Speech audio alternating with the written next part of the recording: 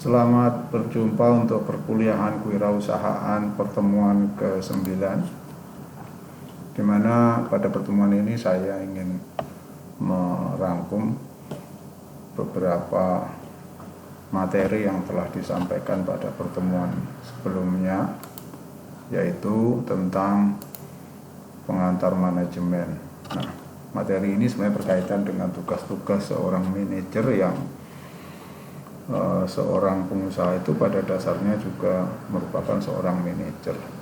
Kalau kita lihat, menurut beberapa pendapat ahli, manajemen itu mempunyai beberapa definisi, di mana manajemen misalnya menurut Stoner adalah proses perencanaan, pengorganisasian, pengarahan dan pengawasan usaha-usaha para anggota organisasi dan menggunakan sumber daya organisasi lainnya agar mencapai tujuan yang telah ditetapkan. Sehingga dari pendapat ini, manajemen itu suatu kegiatan yang terdiri dari perencanaan, perorganisasian, pengarahan, pengawasan, upaya-upaya atau usaha-usaha para orang-orang atau yang tergabung dalam organisasi dan menggunakan sumber daya organisasi lain untuk mencapai tujuan. Di dalam manajemen sendiri itu sebenarnya ada juga yang berpendapat bahwa manajemen itu adalah seni atau ilmu atau sebuah seni. Adapun 4 kegiatan atau fungsi utama dari manajemen sebenarnya perencanaan atau planning, pengorganisasian atau organizing, pengarahan, actuating atau directing, dan pada akhirnya juga ada proses controlling. Berikutnya, pendapat dari Follett bahwa seni dalam menyelesaikan suatu melalui orang lain. Nah, ini Follett ini menitik beratkan bahwa seorang manajer itu harus mampu mencapai tujuan organisasi atau tujuan bisnis itu dengan memanfaatkan orang lain. Jadi menitik beratkan pada tugas-tugas yang lebih dikerjakan oleh orang lain. Dalam hal ini tujuannya adalah untuk memastikan bahwa bisnis itu nanti bisa berjalan secara berkelanjutan apabila beberapa orang misalnya sudah tidak bisa mengelola bisnis, maka orang lain masih bisa menjalankan. Misalnya pada saat berhalangan, apabila sakit, kemudian terjadi bencana, misalnya force majeure atau misalnya meninggal dan lain-lain. Sehingga tujuannya adalah untuk menjamin supaya usaha itu dapat berjalan secara berkelanjutan.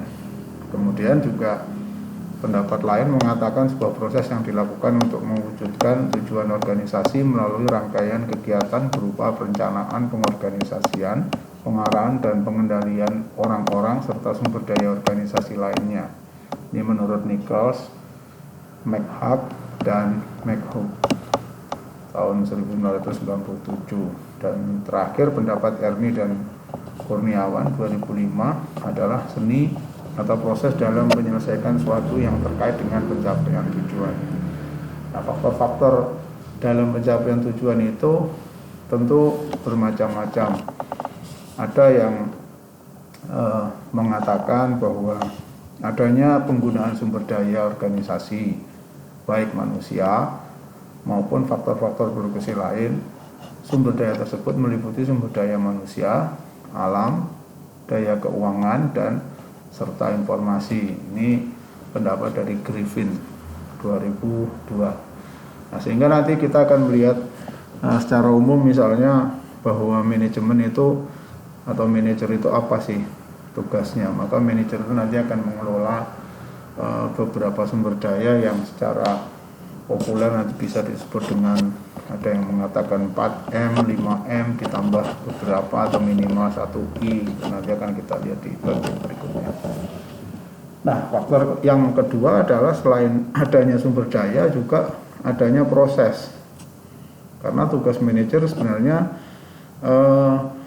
melakukan berbagai kegiatan melalui organisasinya untuk tadi setidaknya apakah sekedar memindahkan barang, apakah misalnya menghasilkan jasa, atau misalnya mengubah bentuk barang, dengan kata lain memberi nilai tambah dengan cara dirubah bentuknya dari bahan mentah menjadi bahan setengah jadi atau bahan jadi misalnya, atau bahan setengah jadi menjadi bahan jadi.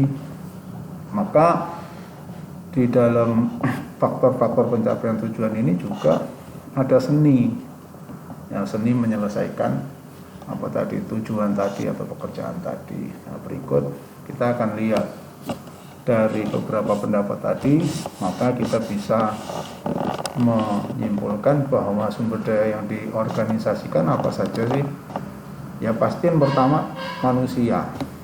Ini biasanya merupakan faktor utama.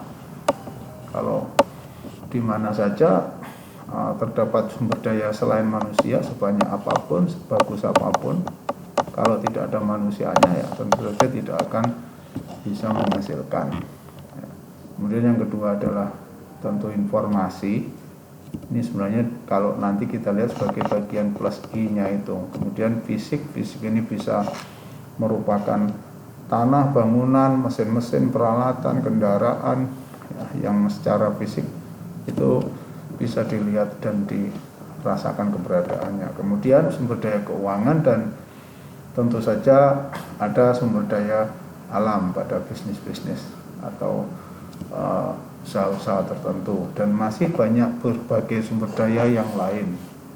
Nah, kemudian pada istilah yang lebih populer, yang lebih banyak dikenal orang, biasanya sumber daya ini kemudian dikatakan sebagai kumpulan beberapa M gitu. Kenapa begitu? Karena memang nama-nama sumber daya ini kalau dikutip dari bahasa asing atau bahasa Inggrisnya, maka memang bisa dikatakan dengan menggunakan awalan M semua. Misalnya yang pertama manusia itu dikatakan man, kemudian uang itu money, kemudian mesin dan peralatan itu mesin, dan kemudian cara atau proses bisnis yang harus dikelola oleh seorang manajer itu disebut method. Dan terakhir, maka seorang manajer harus dan tidak mungkin tidak melakukan pengelolaan M yang terakhir ini, yang kemudian disebutlah sebagai market atau pasar. Nah, sedangkan tambahan beberapa atau setidaknya satu I tadi adalah information, yang kemudian di dalam bahasa Indonesia dikatakan sebagai sebuah informasi. Tentu untuk saat ini tidak cukup informasi saja. I itu juga bisa berupa, kalau hari ini adalah ide, sehingga manajer saat ini biasanya juga harus berhubungan dekat dengan orang-orang yang bisa menghasilkan berbagai ide-ide baru. Dan tentu saja I ini bukan sekedar dua saja, mungkin nanti masih banyak I yang lain. Nah, sedangkan tugas manajer untuk mengelola sumber daya data itu terdiri dari berbagai tahapan. Nah, pada manajemen biasanya tahapan pertama yang harus dilakukan seorang manajer adalah tahapan perencanaan atau yang kemudian disebut dengan planning. Selanjutnya, setelah perencanaan tersusun dengan baik, maka apa tujuannya? Ya tujuannya tentu supaya segala kegiatannya berjalan dengan baik, dengan memungkinkan bahwa semua kegiatan itu yang akan dilakukan adalah sudah melalui pemikiran, sudah melalui perhitungan-perhitungan, sehingga apa yang akan dilakukan itu lebih mempunyai kepastian. Jadi karena bisnis ini kan itu kan sangat berhubungan dengan segala sesuatu yang tidak pasti, maka perencanaan adalah sebagai langkah atau cara untuk memastikan bahwa bisnis itu nanti bisa berjalan dengan baik. Kemudian yang kedua, dengan rencana yang baik, maka dengan lebih mudah juga akhirnya si manajer akan mengupayakan apa saja, apakah manusia atau sebagai tadi man, apakah uang yang dibutuhkan berapa, apakah kemudian mesin-mesin yang akan digunakan dengan memproses atau untuk memproses sumber daya tadi supaya menghasilkan barang atau jasa yang baik, kemudian juga melakukan pengarahan. Tentu saja di dalam proses tentu ada sumber daya manusia yang kemudian harus diarahkan dalam prosesnya supaya prosesnya sesuai dengan rencana yang tengah disusun. Tapi tadi di bagian sebelumnya lupa saya sebutkan bahwa ada 1M juga yang belum disampaikan, yaitu material atau biasanya disebut dengan bahan baku, di mana bahan baku ini tidak atau belum tentu merupakan bahan mentah sama sekali. Karena kalau kita melihat misalnya pada produksi katakanlah contoh mobil, maka untuk memproduksi sebuah mobil ternyata salah satunya dibutuhkan ban.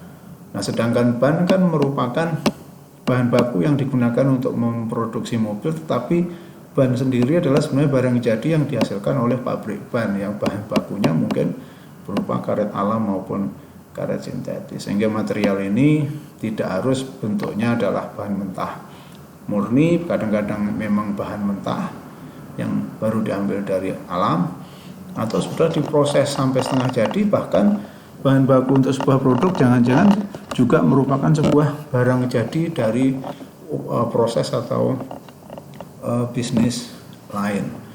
Nah, sehingga dengan perencanaan yang baik, kemudian pengorganisasian yang sesuai rencana, maka kegiatan usaha akan bisa diarahkan dengan lebih mudah sesuai dengan rencana yang sudah disusun. Dan tentu saja pada bagian akhir seorang manajer punya tugas atau mempunyai tugas adalah melakukan pengawasan dan pengendalian atau yang biasanya disebut dengan controlling. Nah, fungsi ini adalah fungsi yang harus dilakukan oleh manajer. Kenapa? Karena fungsi pengendalian dan controlling ini tujuannya adalah untuk memastikan bahwa rencana yang sudah disusun dengan baik itu bisa dijalankan sesuai. Sehingga dengan melakukan pengawasan dan pengendalian dengan baik, apabila pada prosesnya terjadi penyimpangan, baik penyimpangan secara secara positif maupun negatif, maka seorang manajer bisa mengambil keputusan supaya rencana tadi bisa diselesaikan tepat pada waktunya. Nah, itu tadi sebenarnya sekilas tentang manajemen atau tugas dari seorang manajer, yang pada dasarnya setiap pengusaha atau seorang wirausahawan itu ya pasti seorang manajer. Oleh karena itu, pada pertemuan berikutnya nanti mungkin setelah ujian tengah semester kita akan membahas bagian M yang terakhir, yaitu market.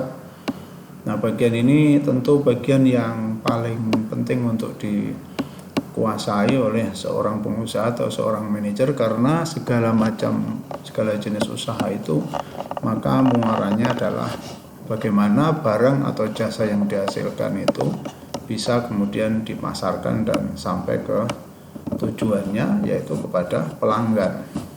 Oleh karena itu, dalam pertemuan berikutnya nanti kita akan banyak membahas tentang manajemen pemasaran yang diperkirakan itu akan kita bahas dalam beberapa sesi. Nah, itu kemungkinan yang perlu saya sampaikan untuk kuliah kita ke-9 hari ini, dan nanti akan ada beberapa bahan diskusi yang akan kita diskusikan baik melalui Google Classroom maupun WhatsApp group, dan semoga materi sederhana ini bisa bermanfaat bagi kita semua. Dan sampai di sini dulu, nanti sampai bertemu dengan video berikutnya, dan saya akhiri sampai di sini. Terima kasih. Salam budi luhur.